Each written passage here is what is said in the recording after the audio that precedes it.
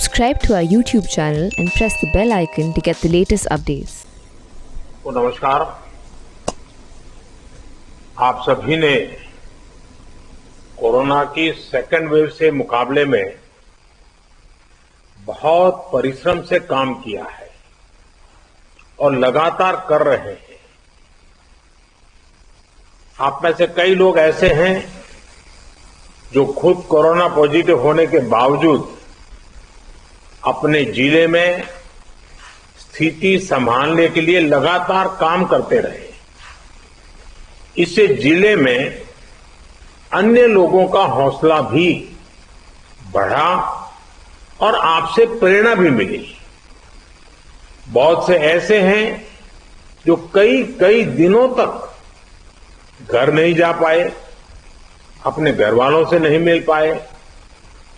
कई लोगों ने अपने परिवार के अहम सदस्यों, अपने करीबियों को खोया भी है। इस मुश्किल के बीच आपने अपने कर्तव्य को सर्वोच्च प्राथमिकता दी है। अभी आपसे मैं कई साथियों से अपने अनुभव सुनने का मुझे अवसर मिला। वैसे मेरे सामने काफी लोग हैं, लेकिन हर एक को तो संभव नहीं हुआ है। लेकिन हर एक के पास कुछ न कुछ नया था, कुछ न कुछ इनोवेटिव था और अपने तरीके से रास्ते खोजे थे। और सफलता के लिए यही सबसे बड़ा काम का होता है कि आप मूलभूत विचार को कितना लोकलाइज बना करके सेट करके उसका उपयोग करते हैं। कई अच्छे इनोवेटिव प्रयास है। जिन लोगों का आज बात करने का मौका नहीं मिला है, उनके पास भी बहुत कुछ होगा। मेरा आप सबसे आग्रह है कि आप बिना संकोच, आपको लगता है कि जो चीज आपने अच्छी की है, अच्छे ढंग से की है, वो मुझे जरूर भेजिए, लिख करके मेरे तक पहुंचाइए और मैं इसका अन्य जिलों में उपयोग कैसे हो, इसकी जरूर चिंता करूंगा। क्योंकि आपकी मेहनत, आपके इनोवेशंस ये देश के भी काम आने चाहिए। और मुझे विश्वास है आज जितनी बातें मेरे सामने आई, ऐसी बहुत सी बातें हैं जो हमें काम आएगी। और इसलिए मैं आपसे इंतजार करूंगा कि आप अपनी कुछ चीजें जरूर मेरे से शेयर करिए। आपके हर प्रयास की मैं भूरी भूरी प्रशंसा करता हूं, सराहना करता हूं। साथियों, हमारे देश में जितने जिले हैं उतनी ही अलग अलग चुनौतियां भी हैं। एक तरह से हर जिले के अपने अलग चैलेंजेस हैं। आप अपने जिले के चैलेंजेस को बहुत बेहतर तरीके से समझते हैं और इसलिए जब आपका जिला अगर जीतता है तो मतलब देश जीतता है। जब आपका जिला कोरोना को हराता है तो देश कोरोना को हराता है। और इसलिए जिले का मिजाज, गांव गांव में एक मैसेज कि मेरा गांव मैं कोरोना मुक्त रखूंगा, मेरे गांव में मैं कोरोना को प्रवेश नहीं करने दूंगा। ये गांव के लोग संकल्प लें और गांव के लोग जिस प्रकार से व्यवस्थाएं करते हैं, मैं तो हैरान था। पिछले बार जबकि ये कालखंड था और पता नहीं था कि इस स्थिति में कैसे करना, फिर भी हमने गांव में एग्रीकल्चर सेक्टर के लिए कोई लॉकडाउन नहीं लगाया था। और मजा ये है कि खेतों में गांव के लोग काम करते थे तो खेत में भी सोशल डिस्टेंसिंग के साथ खेती के काम शुरू किए थे। पिछली बार आपको याद होगा। मतलब हमारे गांव कितनी तेजी से संदेश को पकड़ भी लेते हैं और अपनी जरूरत के हिसाब से उसको मॉडिफाई करके पक्का कर लेते हैं। गांव की ये ताकत है। मैंने देखा है आज भी कई गांवों ने अपने यहां आना जाना सब बहुत अच्छे ढंग से मैनेज किया है। गांव की जरूरत के लिए एक या दो लोग बाहर जाते हैं, चीजें लेकर के आते हैं, गांव में बांट देते हैं और गांव में से कोई मेहमान भी आए तो उसको पहले बाहर रखते हैं। गांव की अपनी एक ताकत होती है, उस ताकत का अपना उपयोग होता है। और मैं साथियों कहना चाहूंगा कि कोरोना के खिलाफ इस युद्ध में आप सब लोग एक बहुत महत्वपूर्ण भूमिका में हैं। आप एक तरह से इस युद्ध के फील्ड कमांडर हैं। जैसा कि किसी भी युद्ध में होता है, फील्ड कमांडर बड़ी योजना को मूर्त रूप देता है, जमीन पर उस लड़ाई को लड़ता है, परिस्थिति के अनुसार निर्णय लेता है। आप सब भारत की इस लड़ाई के महत्वपूर्ण फील्ड कमांडर के रूप में आज नेतृत्व संभाल रहे हैं। और इस वायरस के खिलाफ हमारे हथियार क्या है? हमारे हथियार हैं local containment zones, aggressive testing और लोगों तक सही और पूरी जानकारी। हॉस्पिटल्स में कितने बेड्स उपलब्ध हैं, कहां उपलब्ध हैं, ये जानकारी आसानी से उपलब्ध होने पर लोगों की सहूलियत बढ़ती है। इसी तरह काला बाजारी पर लगाम हो, ऐसे लोगों पर सख्त कार्रवाई हो, या फ्रंटलाइन वर्कर्स का मोरल हाई रखकर उन्हें मोबिलाइज करना हो। एक फील्ड कमांडर के रूप में आपके प्रयास पूरे जिले को मजबूती देते हैं। फ्रंटलाइन वर्कर्स को आपके कंडक्ट और एक्शन से हमेशा प्रेरणा मिलती है, उनका भरोसा और बढ़ता है। मैं आपसे एक और बात कहना चाहूंगा। अब इसलिए अगर आपको कहीं लगता है कि सरकार द्वारा बनाई पॉलिसी में जिला स्तर पर किसी इनोवेशन की जरूरत है, उस इनोवेशन में से पॉलिसी को ताकत मिलेगी, तो मेरा आपको खुली छूट है, आप जरूर कीजिए।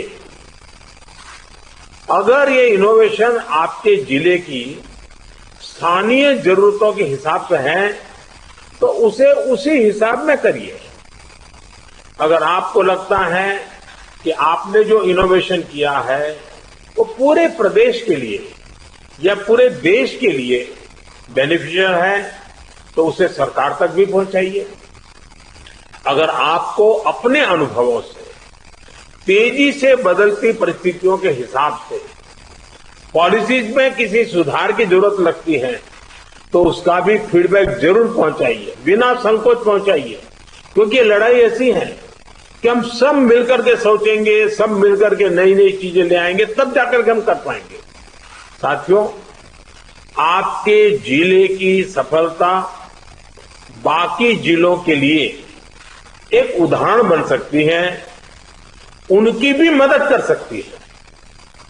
कोरोना से निपटने के लिए जो भी बेस्ट प्रैक्टिसेस हैं, उनको भी हमें एडॉप्ट करते चलना है। आपके बहुत से साथी ऐसे जिलों में होंगे जहां कोरोना संक्रमण पीक पर पहुंचने के बाद अब कम हो रहा है। उनके अनुभवों से सीखकर आप अपने जिलों में अपनी रणनीति को और मजबूत करते रहेंगे, तो कोरोना के खिलाफ लड़ाई और आसान होगी। साथियों, इस समय कई राज्यों में कोरोना संक्रमण के आंकड़े कम हो रहे हैं, कई राज्यों में बढ़ भी रहे हैं। कम होते आंकड़ों के बीच हमें ज्यादा सतर्क रहने की जरूरत है। बीते एक साल में करीब करीब हर मीटिंग में मेरा यही आग्रह रहा है कि हमारी लड़ाई एक जीवन बचाने की है, एक एक जीवन बचाने की है। हमारी जिम्मेदारी संक्रमण को फैलने से रोकने की भी है, और ये तभी संभव है जब हमें संक्रमण की स्केल की सही जानकारी होगी। टेस्टिंग, ट्रैकिंग, आइसोलेशन, ट्रीटमेंट और कोविड एप्रोप्रिएट बिहेवियर, इस पर लगातार बल देने रहना जरूरी है। कोरोना की इस दूसरी वेव में अभी ग्रामीण और दुर्गम क्षेत्रों में हमें बहुत ध्यान देना है। इसमें फील्ड में बिताया हुआ आप सभी का अनुभव और आपकी कुशलता ये बहुत काम आने वाली है। हमें गांव-गांव में जागरूकता भी बढ़ानी है और उन्हें कोविड के इलाज की सुविधाओं से भी जोड़ना है। बढ़ते हुए केसों के और संसाधनों की सीमाओं के बीच लोगों की अपेक्षाओं को उचित समाधान देना हमारी सबसे बड़ी प्राथमिकता है। सारी चुनौतियों के बीच समाज के सबसे निचले छोर पर खड़े व्यक्ति का चेहरा ध्यान में रखते हुए हमें काम करना है। उसका कष्ट दूर हो, उसको मदद मिले, हमें ऐसी व्यवस्थाओं को और मजबूत करना है। इस बहुत बड़े वर्ग तक जब प्रशासन का एक भी व्यक्ति पहुंचता है तो या उससे संपर्क करता है, उसकी बात सुनता है, तो उससे बहुत बड़ा विश्वास जगता है। बीमारी से लड़ने की उसकी ताकत कई गुना बढ़ जाती है। जैसे हम देखते हैं जब होम आइसोलेशन में रह रहे परिवार के पास प्रशासन के लोग ऑक्सीमीटर लेकर जाते हैं, दवाएं लेकर जाते हैं, तो उसकी खोज खबर लेते हैं, तो उस परिवार को संबल मिलता है कि हम अकेले नहीं हैं। साथियों, कोविड के अलावा आपको अपने जिले के हर एक नागरिक की ईज ऑफ लिविंग का भी ध्यान रखना है। हमें संक्रमण को भी रोकना है और दैनिक जीवन से जुड़ी जरूरी सप्लाई को भी बेरोक टोक चलाना है। इसलिए स्थानीय स्तर पर कंटेनमेंट के लिए जो भी गाइडलाइंस जारी की गई है, उनका पालन कराते समय इस पर भी गौर करना है कि गरीब को परेशानी कम से कम हो, किसी भी नागरिक को परेशानी न हो। साथियों, पीएम केयर्स के माध्यम से देश के हर जिले के अस्पतालों में ऑक्सीजन प्लांट लगाने पर तेजी से काम किया जा रहा है। कई अस्पतालों में ये प्लांट काम करना शुरू भी कर, जैसे अभी चंडीगढ़ का हमने सुना, कितना बेनिफिट हुआ उनको। और इसलिए आपसे मेरा आग्रह है कि जिस भी जिलों को ये प्लांट अलॉट होने वाले हैं, वहां हर जरूरी तैयारी पहले से पूरी होने पर ऑक्सीजन प्लांट और तेजी से सेटअप हो जाएंगे। अस्पतालों में ऑक्सीजन मॉनिटरिंग कमेटी जितना सही काम करेगी, उतना ही ऑक्सीजन का सही इस्तेमाल हो पाएगा। साथियों, टीकाकरण कोविड से लड़ाई का एक सशक्त माध्यम है। इसलिए इससे जुड़े हर भ्रम को हमें मिलकर के उसको निरस्त करना है। कोरोना के टीके की सप्लाई को बहुत बड़े स्तर पर बढ़ाने के निरंतर प्रयास किए जा रहे हैं। वैक्सीनेशन के लेकर व्यवस्थाओं और प्रक्रियाओं को हेल्थ मिनिस्ट्री लगातार स्ट्रीमलाइन कर रही है। कोशिश ये है कि अगले 15 दिन का शेड्यूल राज्यों को एडवांस में मिल जाए। इससे आपको भी पता रहेगा कि जिले में कितने लोगों के लिए वैक्सीन उपलब्ध होने जा रही है और आपको किस हिसाब से तैयारी करनी है। वैक्सीन वेस्टेज रोकने में जिला स्तर पर सही प्रबंधन की भूमिका के बारे में भी आप अच्छी तरह जानते हैं। आपके सहयोग से वैक्सीन वेस्टेज पूरी तरह रुक सकती है। इतना ही नहीं, ऑप्टिमम यूटिलाइजेशन की दिशा में हम सफलतापूर्वक आगे बढ़ सकते हैं।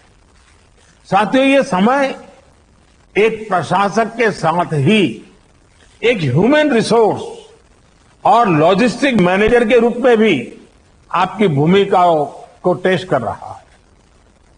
मेडिकल से जुड़ी सप्लाई ही नहीं, बल्कि आपके जिले में दूसरी जरूरी सप्लाई भी पर्याप्त हो, ये बहुत जरूरी है।